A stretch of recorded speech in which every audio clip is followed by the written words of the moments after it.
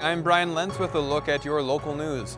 The Prairie North Health Region is changing who provides care for patients in the local emergency room. All patients will be attended by a hospitalist and not their family doctor. It's a change that will affect every patient admitted to the Lloydminster Hospital. Starting November 8th, 2 general practitioners called Hospitalists will lead a team of physiotherapists, dietitians, nurses, and pharmacists to care for each admitted patient. We will have a physician present from 8 in the morning till 5, and we will have interdisciplinary rounds every day on every patient. It's a model that's been applied in Regina and Saskatoon that rotates doctors working full-time at the hospital for an entire week. There's been improved patient satisfaction, improved nursing engagement and morale. There's been a lot of improvements in outcomes in reduced mortality. The best determinant of patient care is availability. If you are available, you're providing good care. That care will not be directed by your family physician, but Govender says they are not excluding doctors from interacting with their patients when they are admitted. The hospitals will then call the family physician to inform the family physician that his or her patient is being admitted. That will be a chance for the family physician to provide any further information about the patient. The hospital says it has contacted every family doctor in Lloydminster and told patients about these changes, but the Concerned Citizens for Seniors Care Society says the public has not been informed. I don't think there's been any communication with the community or us. It's just something that they've decided to do internally in the running of the hospital. Brown says people build a strong relationship with their family doctor, and the lack of information, along with having their care managed by someone different, is causing a high level of anxiety.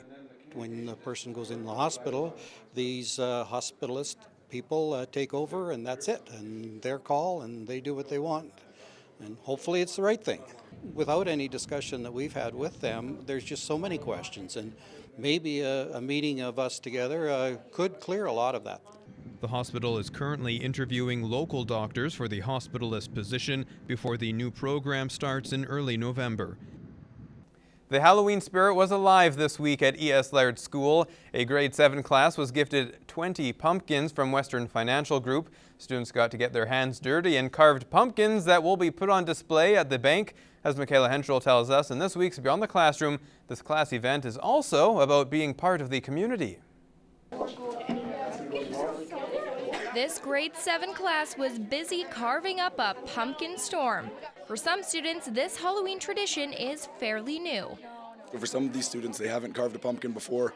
We have a couple students that are recently new to Canada, and this is a totally new experience for them. I feel lucky because this is my second time carving the pumpkins. Some students didn't have a problem getting their hands in there, others not so much. Some of them are just right in there and they love how gross it is, and other ones are kind of icked out and they're wiping their hands every 2 seconds. This time of the year is always fun as kids get into the Halloween spirit. Western Financial gifted the class the pumpkins as a way to share the spirit with their community. They were looking for a community outreach and they came up with the idea for E.S. Laird, and then this idea got circulated through them, and we thought it was a great way for our students to get an opportunity as well as for them to give back. And Mr. Koppel hopes this activity will teach his students the importance of being involved with the community for years to come. It's very important. Some of our students that haven't had an opportunity to do something like this before, and then to get some positive interactions with community members is a great step for these kids at this age to start seeing that, and hopefully it carries forward as they get older into high school. And of course, it just wouldn't be Halloween without the treats. They'll be coming back on Halloween to award a couple prizes to the top pumpkin carvers and a pizza party for the class. You can see all of these spooktacular pumpkin creations until Halloween. Michaela Henschel, Newcap News. It's been a few years since there has been a case of West Nile virus in a horse in this area, so its detection in early October is coming as a shock since many clients are vaccinating their animals. It can be incorporated into the other routine vaccines that we are doing for horses. So in many ways, it's probably why we haven't seen more of it. Dr. Hanley says this is the latest case they have seen in October. As the disease takes about 2 weeks to show its symptoms, the horse could have been bitten by a mosquito somewhere in late September or early October. The horse had to be put down. They found it under a fence, so they thought that it was due to being stuck under a fence, but it was showing neurological signs.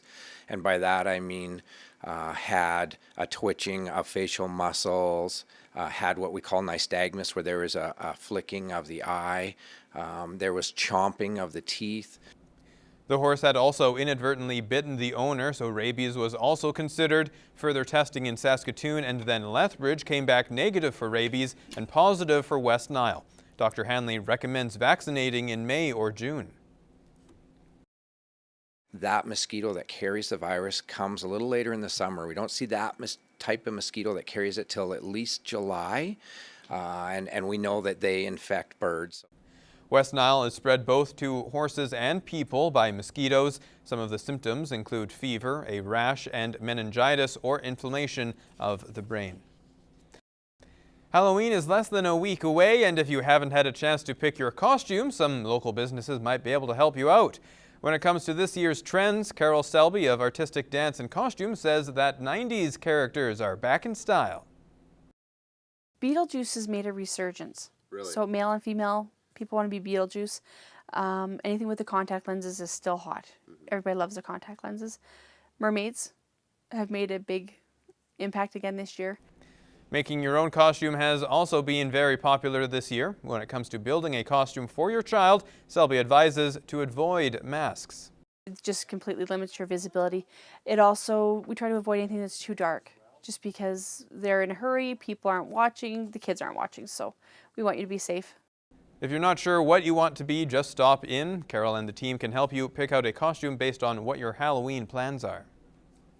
If they're at a house party, you don't want something that's based on wearing a mask or something that's based on your shoes. Well, the Grand Slam of Curling has brought some of the world's best curlers to our city. It's also brought with it some of sport's most passionate fans. Kira Lyons reports. I got to dance with Slider last year at the Men's Worlds. It was so cool. Right on the ice, yeah, made a total fool of myself and had a blast doing it. A former college curler, Dee Hopley has always been a curling fan, but became hooked after her good friend competed in the Scotties tournament. She introduced me as a knowledgeable fan. It's way different when you're sitting beside somebody that actually knows the game really well and has it. The crowd thinks, oh, great shot. And she goes, no, wasn't, because she's thinking rocks ahead. And then we really got into it. She now attends as many events as she can, always donning her recognizable chicken hat. If we wear these hats, we'll be able to see each other. And everybody was able to tell us if my husband and I got split up from the group, oh, they went that way or this. And that's all it was. And we're the only two that still wear them. The appeal to Dee and to many fans spreads much farther than just the game. It's the culture and the friendships that follow. Seeing the people fans from, you'll meet them in one place and you'll see them maybe a year later and you just pick up because we all like the game.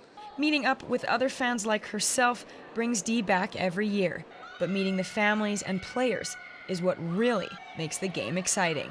Got to meet the families of the teams, and that's so interesting because they got here with the help of their families. And it's just really neat to see how they react to good shots and bad shots and stuff. And how, you know what, we're all family. Kira Lyons, Newcap News.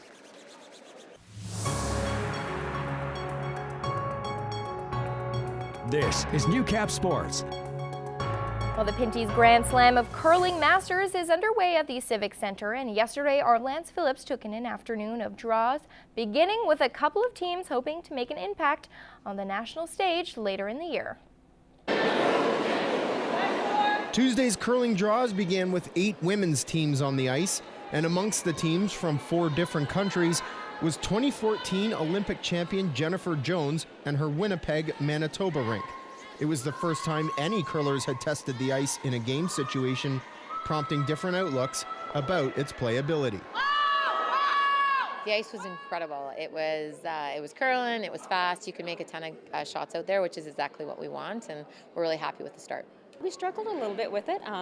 Some of the hits were pretty good, weight was fine, and then, if you didn't use the side of the sheet for a bit, the weight would really, it was tricky, but you know what, that's fine. We'll have to be a little bit stronger and, maybe not fall behind in points and then have to play those finesse shots. It was fantastic. For a first draw, ice was moving nice and speed was good, so it was nice to get out there and play in the arena. And this newly formed pebbled ice in Lloydminster is going to prove critically important for some of these teams. Their opponents will provide one final stiff test before the Road to the Roar pre-trials begin in Summerside, PEI, but more importantly, Olympic qualifying trials start in Ottawa, Ontario in early December. It's really important.